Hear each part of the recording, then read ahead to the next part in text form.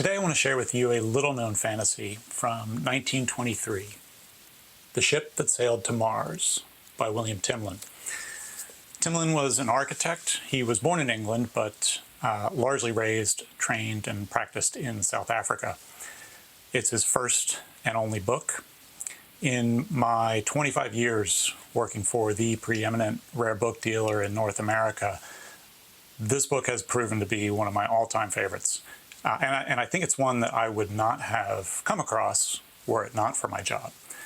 It's one of those neglected, underappreciated classics that I want to feature and highlight on this channel.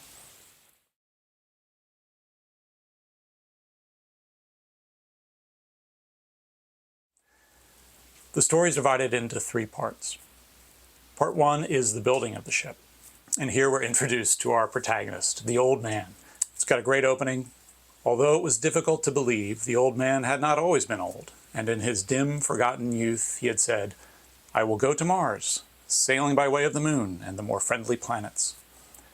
Of course, those around him, some of them scientists and astronomers, tell him it can't be done, that Mars is too far away, 30,000 miles.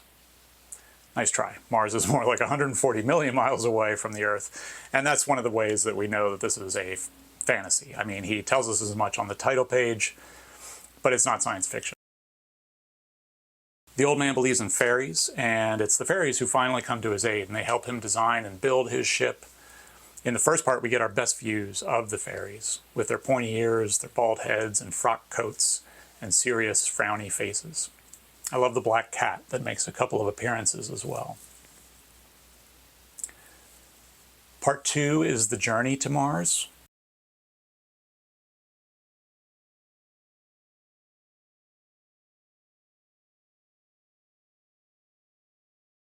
With several stops at a variety of planets along the way. Some are friendly, some actually quite hostile, and others allegorical, where myths of Earth are given happy endings. We travel to the Pirates planet, visit the Seven Sisters, and pass near the Sorrowful planet, which foreshadows the sorrow that darkens the third and final part. And this is what makes this book so special, to my mind, what elevates it above the merely whimsical or twee, despite the fairies. There is that touch of darkness that is so critical for a fantasy to be truly great, in my opinion. Not just in the monsters and the threats that the crew faces, there are some great ones here, but in the touch of melancholy, the hint of shadow at the fringes of so many of the images, even down to the unusual dark green of the paper Timlin's pages were pasted onto. Then we come to the last and longest part, part three. The ship's arrival on Mars and the reception by the Martians, who, it turns out, are a group of fairies who first fled from Earth to the moon, and then from the moon to Mars when the moon became too cold. And near the shoulder of the king stood a slim princess, whose dark eyes gladdened as they looked upon the old man. Of course, there's a princess. What fairy tale or fable is complete without one? That her eyes gladden at seeing the old man suggests that before that moment, they were saddened. And in Timlin's rendering, she is stunningly beautiful, of course, but not smiling, and those dark eyes do seem to hide a secret sadness, a certain melancholy. That being said, Mars was a place of supreme happiness, we are told. The old man spent much of his leisure for many days wandering along its terraces and up and around the great central spire, or viewing the treasures with which the place overflowed. And sometimes with him went the princess. The old man writes in his log, we get a glimpse of but a page. All are happy, although I heard a doleful hint of a horror called the Thunder City, and saw a single black-cloaked figure brooding along amongst the crowd. And this would be the prince, the princess's betrothed, which would explain her melancholy. She takes the old man to her chamber and tells him that long ago a fairy more venturesome than the rest had discovered the Iron Hills and the thunder there that produces misery, and he had fallen in love with this strange new sensation. To others he imparted the knowledge of his discovery, and thus it was that during the past many had gone forth, and the strangeness of misery had entranced them, and none had ever returned. So sorrow had almost come near to the city, and the princess was almost sad, for but a short time before the prince to whom she should ere now have been wed had stolen away, and was even now ruling in this dreadful city, and worshipping within the blasphemous temple raised in honor of the thunder.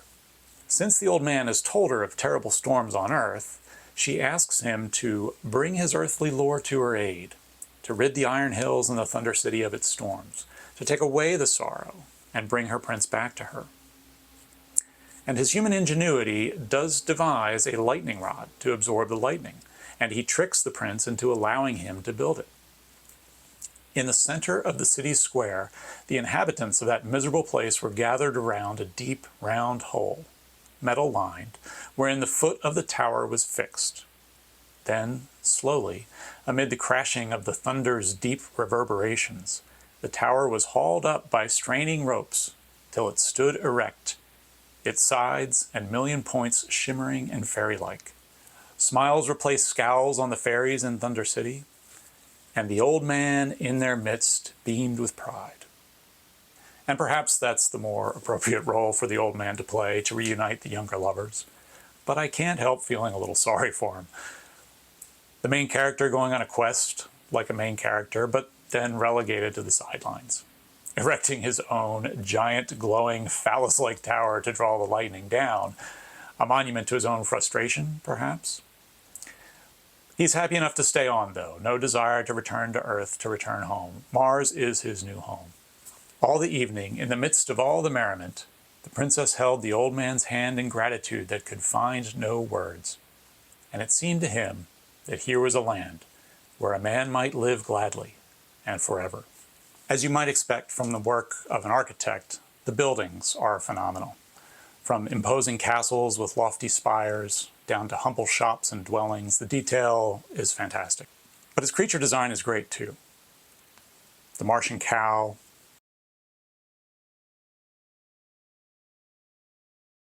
the dragon that he flies on,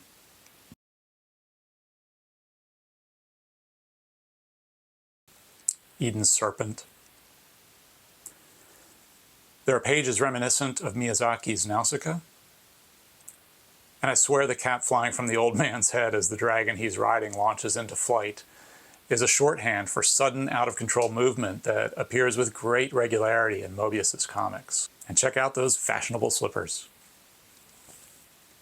This is the Dover republication. The publisher on the title page is listed as Calla Editions, but it is a Dover subsidiary. And Dover is a press that specializes in reprints, not facsimiles, but faithful reprints.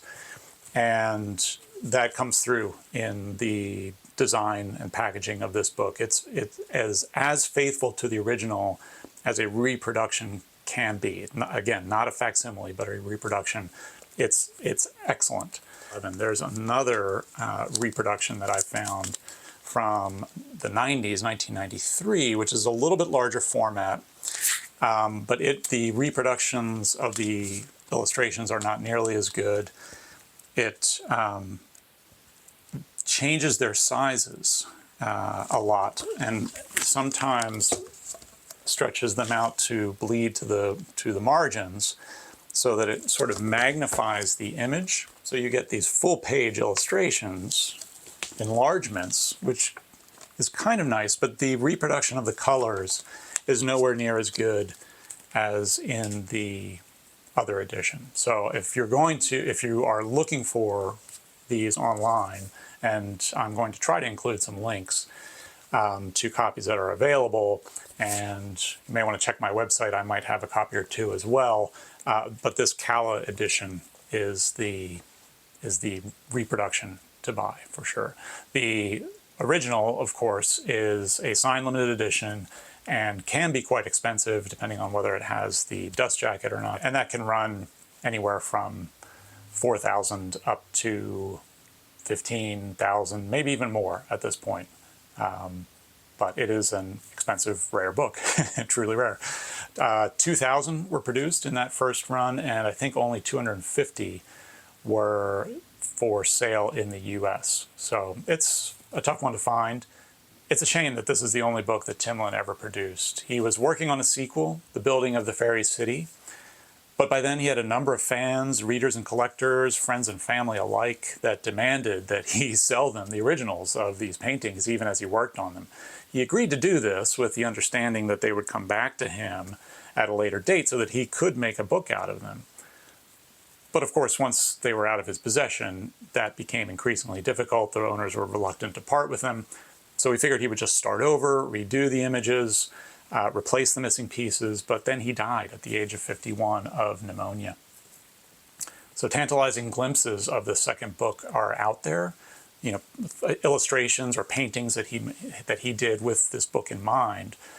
But in the end, we're left to content ourselves with this unique sui generis fantasy. This reproduction has a nice foreword as well, which mentions that there was a movie palace in Johannesburg that Timlin did all of the interior decoration designs for, apparently with, you know, lavish monsters as gargoyles and that sort of thing. And judging by this book, I think that's the true thing that is missing, that was lost to culture. It was supposed to be just utterly fantastic, grotesque in all the best ways, and you know, notable for its lavishness, for its strangeness, for its surreal, dreamlike qualities. And the palace has since been torn down, and there's no record, no images from what that must have looked like. But I bet that was a great place to go see Technicolor fantasies from the 50s or 60s. That would have been just a great setting to watch a movie in. I hope you've enjoyed this brief tour of one of my all-time favorite books, period, fantasy or no. If so, leave a like.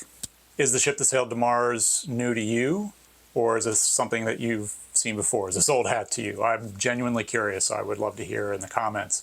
Click here if you would like a similar tour of a similarly fantastically illustrated book by William Blake.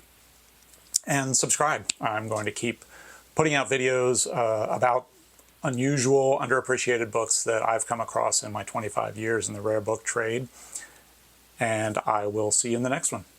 Thanks for stopping by.